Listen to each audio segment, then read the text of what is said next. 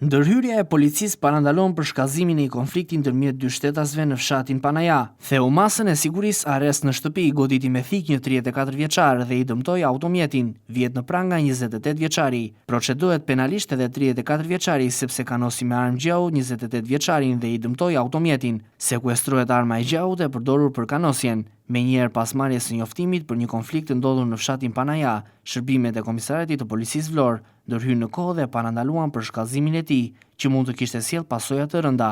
Si rezultat i veprimeve të shpejta, u arrestuan në flagrancë shtetasi KB 28 vjeç, banues në Panaja, i cili kishte thyer masën e sigurisë, arrest në shtëpi, të caktuar nga gjykata për veprën penale plagosje e rënd me dashje dhe shkatërimi i pronës. Gjithashtu u referuan materialet në prokurori ku nisi procedimi në gjendje të lirë për shtetasin me iniciale BB 34 vjeç. Shtetasi KB dyshohet se për motive të dobta ka goditur me thik shtetasin me iniciale BB dhe i ka dëmtuar automjetin atij. Më pas, shtetasi me iniciale BB ka shkuar te banesa e shtetasit me iniciale KB, i ka dëmtuar automjetin dhe e ka kanosur atë me një armë gjaut të cilën e posedonte pa leje. Shtetasi me iniciale BB mori mjekim dhe është jashtë rrezikut për jetën. Materialet procedurale ju referuan prokurorisë pranë gjykatës së shkallës së parë në Vlorë për veprime të mëtejshme.